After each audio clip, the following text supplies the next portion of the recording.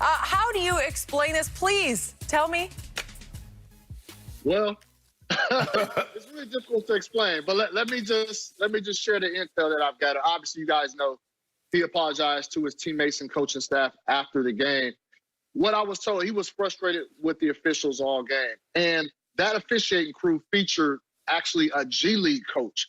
And I've been hearing a lot from players this season about inexperienced officials not reffing consistently this season for numerous reasons. There have been an influx of new referees coming in. And so the games haven't been officiated to what these players are accustomed to experiencing.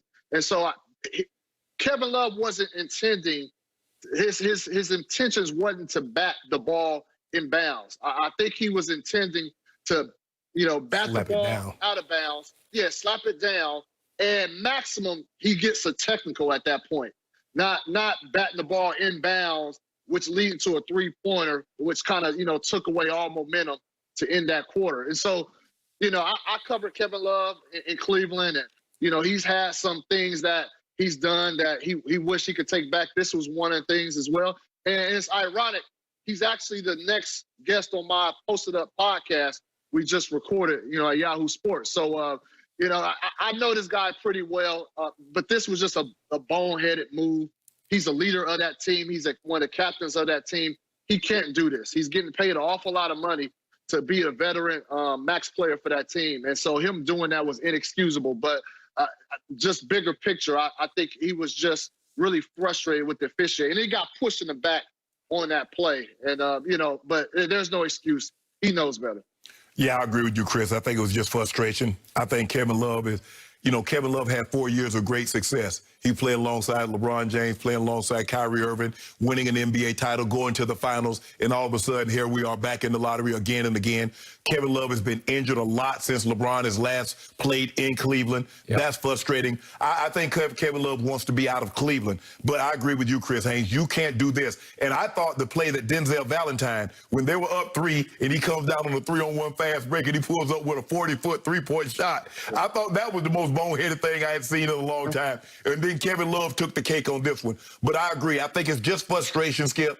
It's just hard when you've had the level of success for a 4-year stretch that Kevin Love has had, and then all of a sudden you picking third, fourth in the draft lottery every single year. He's in the second year of a 4-year, $120 million deal. That's an awful lot of money for a guy that's been injured and not playing well. I think they need to move Kevin Love, let him go to a contender, let him go somewhere where he can contribute and help win a championship. This is not the place for Kevin Love, but it's inexcusable what he did. You must maintain a certain level of professionalism no matter what the circumstances are. I know we all get frustrated, but we almost must maintain a level of professionalism. Mm-hmm. I'm going to go deeper and harder on this one. Okay. Kevin Love just flat out quit on his team mid-game. He threw a little temper tantrum, and it's not just because of the poor refereeing in that game, and I'm sure it was at least below par. Mm-hmm. And he did get hit in the back and sort of knocked into the stanchion after a driving layup was made by Toronto, and he glared at Courtney Kirkland, the referee, over on that side.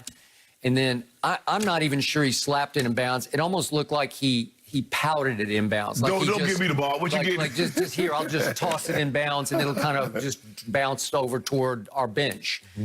And it led to, as Chris pointed out, a quick 3, and it just blew the game open. Right.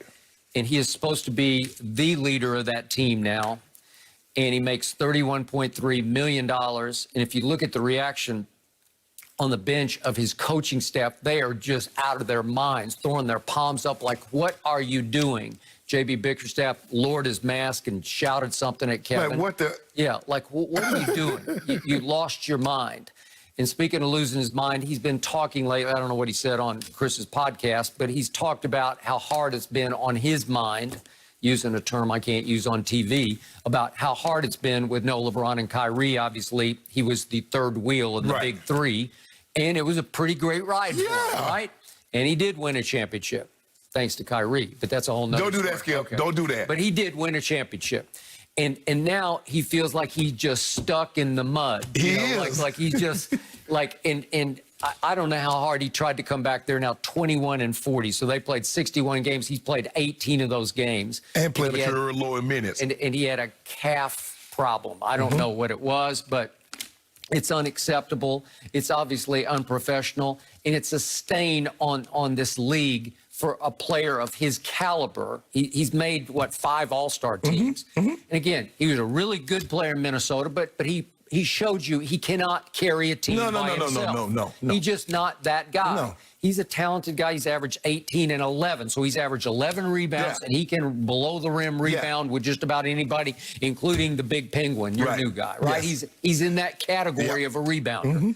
But the point is, alone for 6 years in Minnesota, he could not even lift that team into the 8th spot or into the playoffs. And then he goes to Cleveland, and greatness happened.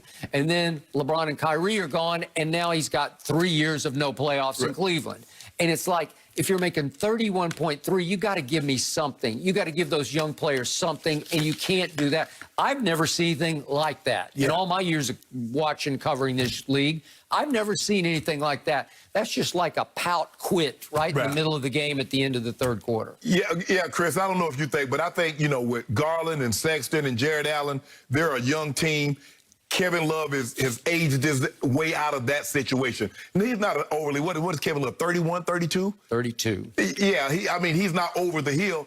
But I think in that situation, in the direction that they need to go, Kevin Love needs to go in a different direction. It's just his time is up as in Cleveland. They did him a solid. They made him a max player, Skip, wanting him to be the leader and bring these young guys along. But that's not what he wants to contend for a title. He wants to be in playoff contention. And I don't know how close they are to being that in Cleveland. So, Chris, Kevin Love has go ahead. No, I'm saying Kevin Love has talked openly about embracing this role as being a leader, being one of the veterans of this team. So he hasn't pouted about that role at all. And even at that play, the play we're talking about here, the boneheaded play, he still, like, if you finish that third quarter off, he was still engaged, so it wasn't like he pouted his way off, to conclude the third quarter. He stayed engaged. He realized that was a bad play. But no, that's inexcusable. I'm not making excuses at all.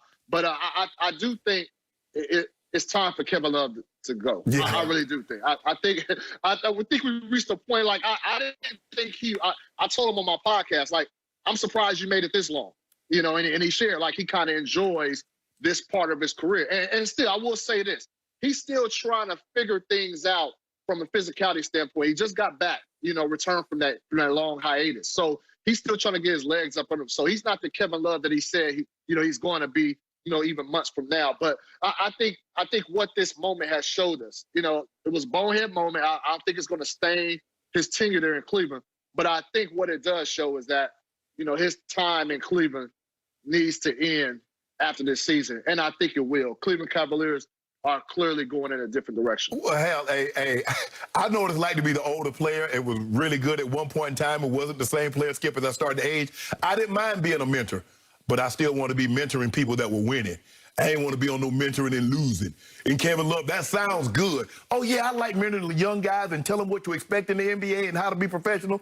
But when you win in 20 games, you win in 30 games, when you used to play in the NBA Finals, that's a whole different ball game, Chris. That's a whole different mindset that you have to embrace, that to start the season, I got no chance at an NBA Finals as opposed to we going to, at worst case, we go in the Eastern Conference Finals.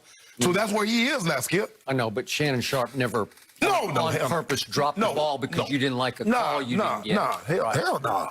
Okay. And let me share this well. I was told by sources that matter will be handled internally. So you can take that however you want it. Usually that means...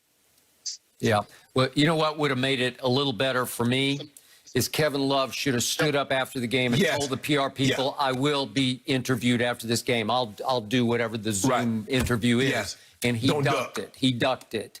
And it made it worse because you leave everybody else to answer questions for you, what you did. What you did. Yes. And it's hard for anybody to explain it because it's indefensible. Because like Bickerstaff said, you have to ask Kevin. Yeah. You asking me, he did it. Well, we can't because he's not there. Yeah. Right? That's a good point. That's a good point. Well, Love apologized to his teammates, obviously, but agree, sometimes it's just best to handle it straight on and answer those tough questions, even if it is uncomfortable at the time. Chris, thank you so much for your time and always your insight as well. We got to get